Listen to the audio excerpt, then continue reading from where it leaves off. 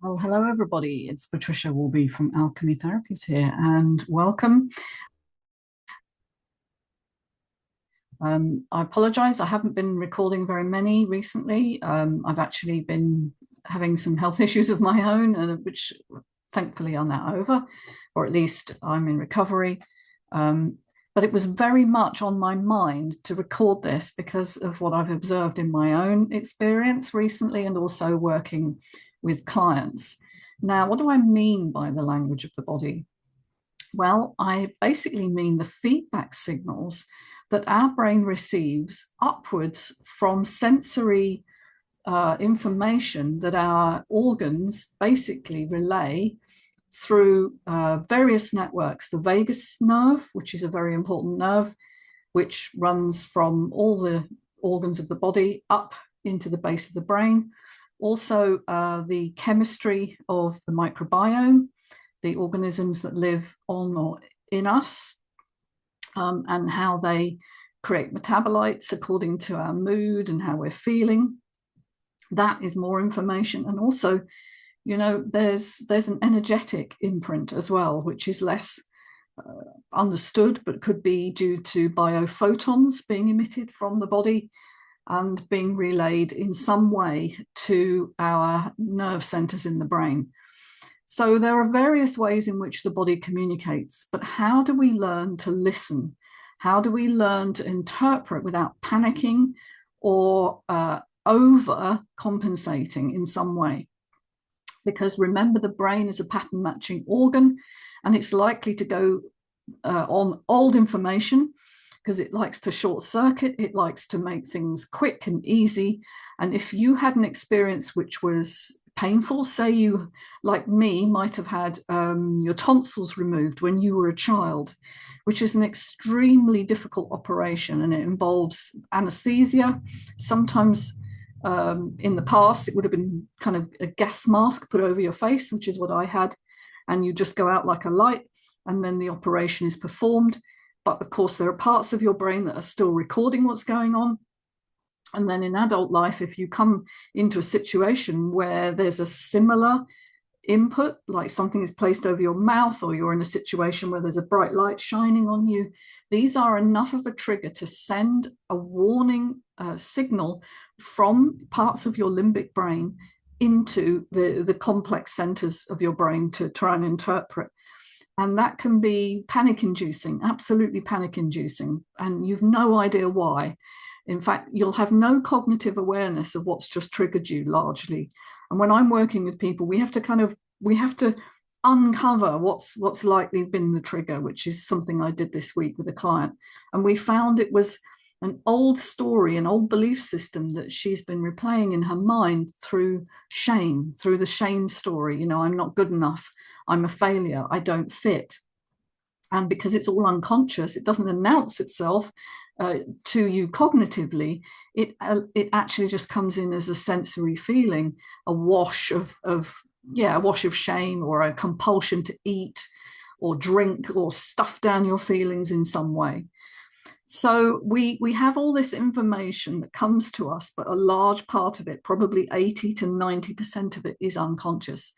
If we're trying to communicate with that part of our brain, language, the kind of thing I'm doing now, talking, is not going to really impact that part of your brain. It doesn't read language.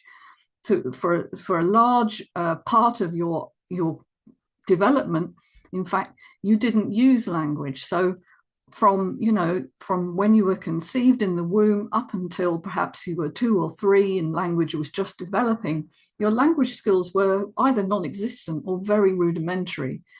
And so if we're trying to communicate with the part of you that's been traumatized in the early part of your life, either through birth trauma or something that happened to you after birth, but in those very crucial early years, talking about it, having a conversation with your adult self is very unlikely to deal with any part of that, because that's not how the information was laid down.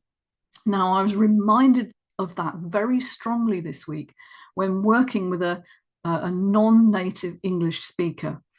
And obviously, I'm English, I speak English, I'm unfortunately not fluent in any other language. I speak a little, but not enough to actually work in a therapy setting with someone other than in my native language.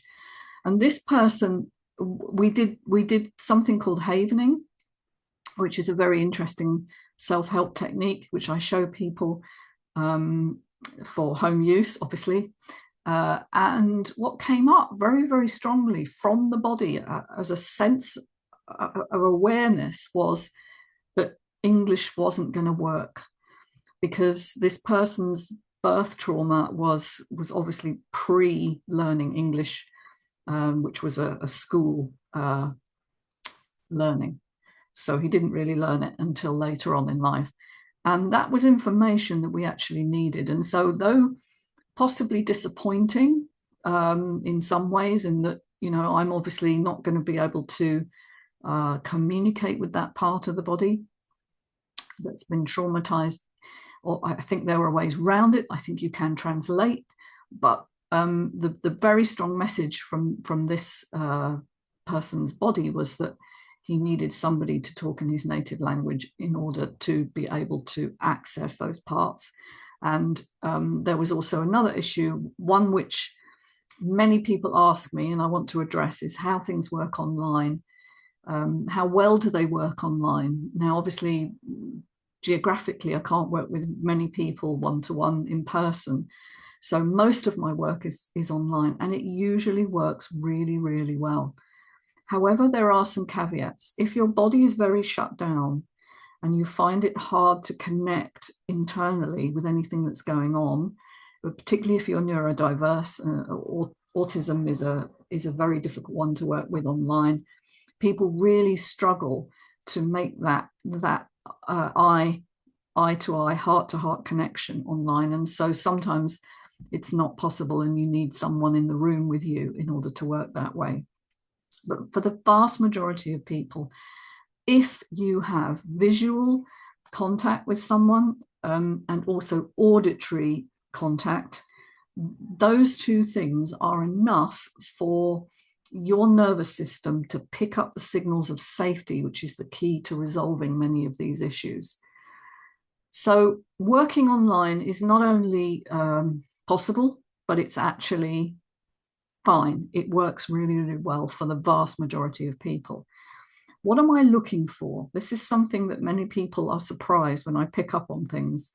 When I notice, for instance, that something's just come in for them as we're doing, say, EMDR, which is where we use eye movements to stimulate memory, and in particular, implicit memory, the kinds of memories that are stored bodily, somatically in sensory information. They're not narrative. They don't consist of language. They're feeling sensations. How do I notice that something has shifted or changed in that person's autonomic nervous system? Well, the answer is I keep a very close eye on their face, because the face reveals an awful lot, and in particular, the eyes. And the eyes will often jerk as we're doing what is generally a very smooth operation of me moving my fingers left to right, but the eyes don't always follow that. Where someone has a great deal of trauma, the eyes are tracking, but they're jumping as they're tracking. And so it's not a smooth movement at all. And then when something very specific comes in, there's usually a double jump or a double blink. It's very different to the kinds of blinking that I'm doing here, and no doubt you're doing as you're watching me. You know, just a random blink, but just to sort of keep the eye moist. This is a usually very rapid and deep blink, which seems to indicate that something has shifted internally in that person's neural network. And then what we do is we inquire. We say, what did you notice there? What's going on internally? What do you sense? And many people, even those who are new to this or who find the whole concept of working somatically very strange indeed, are usually able to locate a place in their body where they've noticed something, or a sensation or a memory that's just come in. Once we do that, what we're doing is kind of spotlighting what has just shifted by bringing cognitive awareness, and this is where the cognition is really important, into the sensory information. And so now we're starting to integrate different parts of the brain that allow you to know that that was then there and not here now, which is a very important distinction when you're working with trauma. If you go into a traumatic situation without grounding and without bringing that person into a safe connection, they can often be re-traumatized by re-experiencing what happened to them all over again, as if it was still happening. Because as far as the brain is concerned, there is no distinction. When you have a traumatic memory, it's as if it's happening all the time, constantly in the here and now. And that's why it's so very, very difficult to use willpower or motivation to overcome your symptoms. The parts of the brain that are being triggered here, in particular your amygdala, which are your kind of warning signals in the limbic brain, are not responsive to words.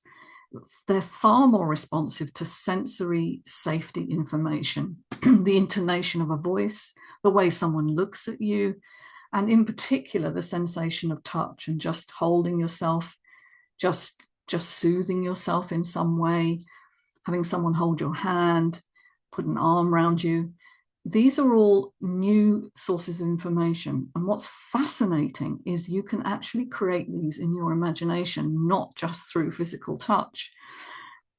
So we can get people who maybe had situations in their childhood where they were overwhelmed and unsupported to imagine their adult self going back to the childhood experience and taking that child's hand or putting an arm around their child self and soothing them. What's particularly useful if the environment was just chronically toxic and stressful is to imagine taking that child out of that environment and into a safe place, wherever that is, a safe place that you know of, maybe your own home as the adult you are now, and just imagining speaking to that child in a way that they feel loved and connected and heard. And I've used that technique for a number of years. It sort of comes from a version of tapping or EFT called matrix re-imprinting. But a lot of these techniques, whether tapping or EMDR, work in very similar ways. And so there's a lot of crossover. And you can use some of the techniques in a more fluid way. And that's what I'm doing now, is I'm finding ways in which the adult self can learn to reparent the child self through the imaginal space of taking that child away from whatever it was that was overwhelming for them. So, folks, language is really an important part of being human. But for the kinds of traumas that I tend to deal with, childhood traumas, particularly those before the age of 7, which is a very important sort of cutoff point when your cortex starts to come online, it's much more likely that you're going to need to work through this somatically, however you do it, whether it's holotropic breath work or compassionate inquiry or somatic tracking, whatever you use. It's got to be a felt sense. And that's something that I think many, many people don't understand and is not taught. So I felt I wanted to just convey that information to you today. If any of what I've said here is interesting to you, please connect with me on alchemytherapies.co.uk and take care of yourselves. And I hope to see you soon. Bye for now.